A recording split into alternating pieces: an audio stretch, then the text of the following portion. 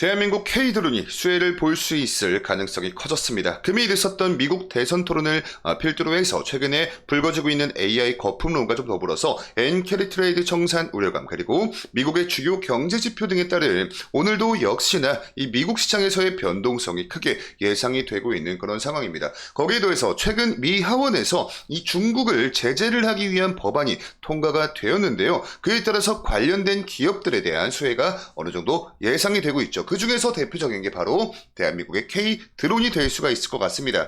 이번에 통과가 되었던 미국 하원, 이 제재 법안 중에선, 중국 제재 법안 중에선 드론 관련된 제재 보안법을 좀 필두로 해서 생물보안법이나 아니면 이 배터리 의존도 관련 법안, 그리고 통신보안법 뭐 등등등 해가지고 굉장히 다양한 분야에 걸쳐있는 그런 법안이 통과가 되었는데, 저희 대기업의 다른 멘토님들께서 이런 부분에 대해서 영상들을 올려주실 것이기 때문에 그런 부분들을 좀 참고를 해주시면 감사할 것 같고요. 그 중에서도 오늘 저는 여러분과 같이 이 드론 관련된 부분에 좀 주요한 포커스를 두고 설명을 드려볼 겁니다.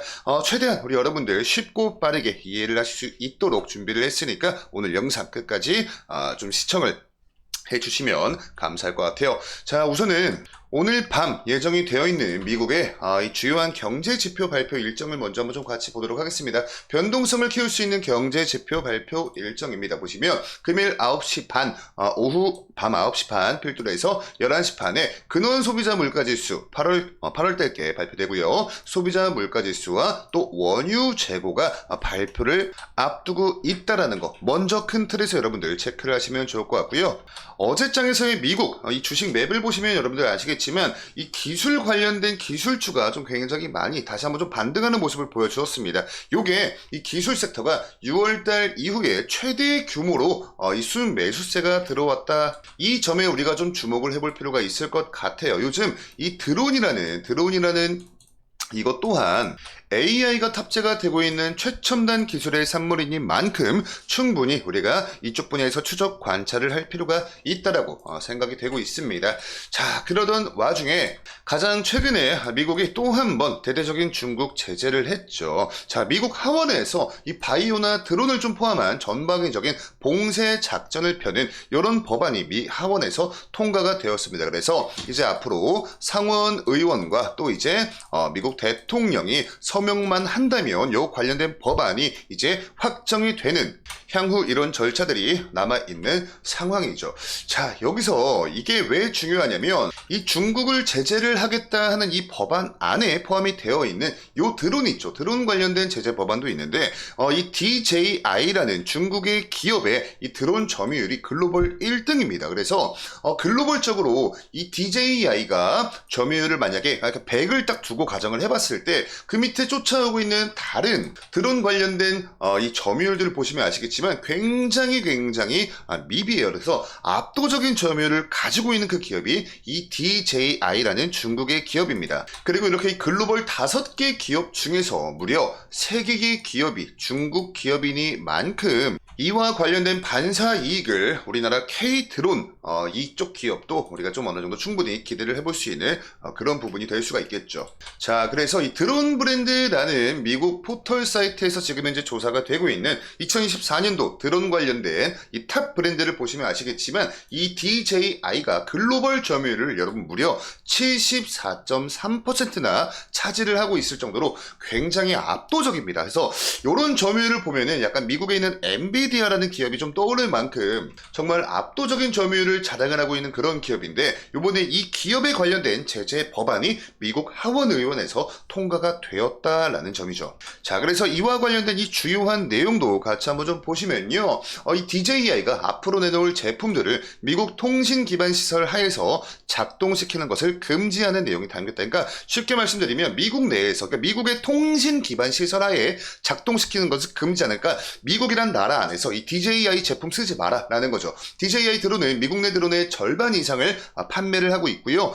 다만 이미 생산이 돼서 판매가 되고 있는 제품들은 별다른 제한을 가하지 않았다라는 내용도 우리가 체크를 해볼 수 있을 것 같아요. 그러니까 이제 앞으로 생산이 돼서 앞으로 판매가 되는 그런 제품들에 한해서만 이렇게 좀 제재를 하는 그런 법안이 통과가 된 것이지, 지금 이미 생산이 되고 판매가 되고 있는 제품에 대해선 별다른 제한을 가하지 않았다라는 점 체크하시고요. 이와 더불어서 이 중국 기업 6개사가 지금 현재 생산하는 전기차 배터리죠. 배터리를 구입할 수 없도록 하는 법안, 그리고 중국이 만약에 대만을 침공할 경우 중국 고위층 자산을 공개하고 그 일가족을 미국 금융 시스템에서 배제하는 등의 법안도 포함이 되어 있고요. 중국산 부품과 원자재가 사용되는 전기차에 대한 보조금 지급 제한도 또 한 번 강화를 하는 그런 전방위적인 정말 이 대대적인 중국 제재 법안이 이번에 미 하원에서 통과가 되었습니다.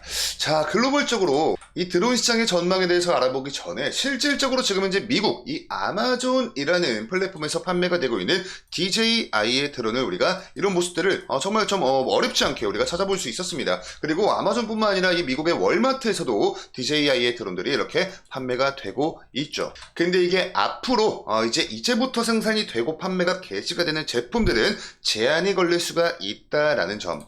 그로 인해서 우리나라 드론 기업들도 어느 정도의 반사 이익을 우리가 기대를 해볼 수가 있겠다라는 포인트 짚으시면 좋을 것 같고요. 이 부분은 그냥 여러분들 그냥 상식적으로 그냥 좀 알고 가시면 좋을 것 같습니다. 보시면 요 위에 있는 드론과 요 아래에 있는 드론의 생김새가 좀 많이 다릅니다. 보시면 요 위에 있는 게 고정익 드론이라 해가지고 일단은 우리가 진짜 이제 이 인간이 타고 내릴 수 있는 그런 항공기, 이 실제 여객기와 이 모습이 굉장히 유사합니다. 그래서 이 드론을 우리가 고정익 드론이라고 부르는데 이 드론의 장점 같은 경우에 장거리 운행에 적합합니다. 그리고 속도도 굉장히 빨라요. 그래서 전통적인 항공기와 굉장히 유사한 형태를 띠고 있지만 일반적으로는 한 방향으로 비행을 할 수밖에 없고 보통 무게도 좀 많이 나가고 크기도 좀 많이 크기 때문에 이 공간이 좀 많이 필요하다는 그런 단점도 존재합니다. 그리고 이 아래 보이시는 게 프로펠러 있죠. 이 프로펠러가 들어가 있는 드론을 우리가 회전익 드론이라고 부르는데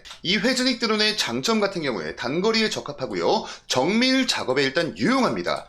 그리고 무엇보다 이 수직으로 이착륙을 할 수가 있는 가장 큰 장점이 있기 때문에 이 공간 자체가 이 공간의 제약을 많이 받지 않아요. 그래서 아무래도 이 단독주택 문화보다는 공동주택 문화가 좀 만연히 좀 이렇게 익숙한 우리나라 입장에선 대부분 이 회전익 드론에 관련된 시장이 좀 이 고정익 드론에 비해서는 많이 좀 발달이 되어 있습니다. 이 부분은 가볍게 여러분들 참고를 하시면 좋을 것 같고요.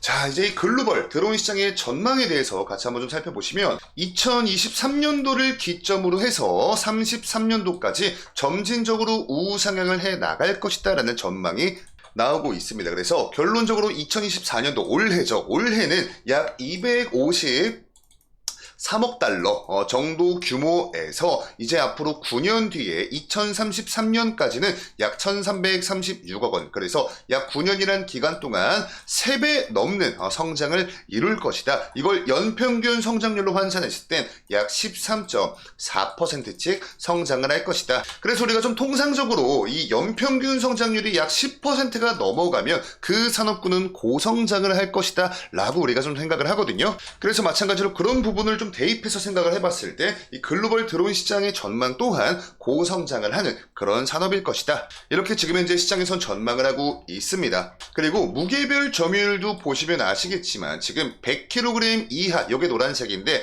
요게 거의 한 70% 정도 점유율을 차지를 하고 있는 만큼 제가 여러분께 아까 설명드렸던 이 고정익 드론보다는 아무래도 이 회전익 드론 이쪽 시장과 관련돼서 조금의 더 유리한 수혜를 우리가 기대를 해볼 수 있지 않을까. 이 회전액이 대한민국 대부분의 드론 제조사들이 채택을 하고 있는 그런 모델입니다. 그 다음으로는 이 분야별 점유율에 대해서도 같이 한번 좀 보시면요.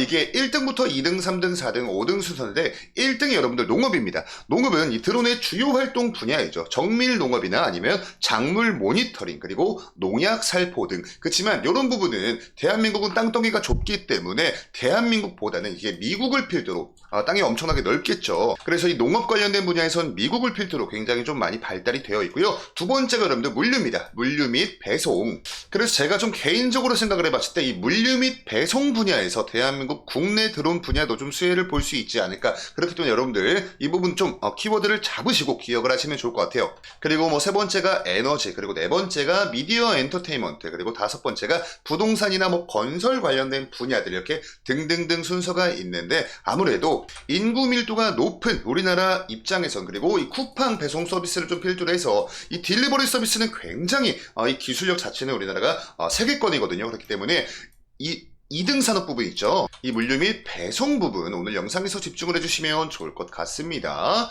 자, 그리고 현대 전쟁은 이 전쟁 관련된 정말 최첨단 최신식 기술들이 다 이제 밀집이 되어 있는 군사 기술력 해가지고 지금 현대 전장도 드론이 메타로 지금 이끌고 있을 만큼 앞으로 이 군사용 드론 기술력이 이제 이 상업용으로 활성화가 된다면 조금 더 이 드론 관련된 시장이 더 넓어질 수 있지 않을까. 자, 요런 이 전쟁 관련된 드론 메타는 가장 최근에 이 러시아 우크라이나 전쟁을 통해서 우리가 잘 확인을 할 수가 있습니다. 자, 그렇다면 이제 이런 글로벌적인 기조에 힘입어서 대한민국, 우리나라 한국에선 좀 어떤 실질적인 움직임을 가지고 가고 있는지를 한번 좀 체크를 해 보셔야겠죠. 보시면 이미 작년도 상반기가 끝날 즈음에 이 규제 혁파가 다시 한번 좀 발표가 됐습니다. 규제 혁파 로드맵 2.0이 마련이 되었어요. 그래서 지금 현재 세계 9위권인 국내 드론 산업이 이제 앞으로 세계 5위까지 올라갈 수 있도록 드론 산업 강국으로 도약을 하겠다. 이걸 이제 대한민국 나라 차원에서, 국가 차원에서 많이 좀 밀어줄 것이다 라는 그런 보도 자료를 우리가 확인할 수가 있고요.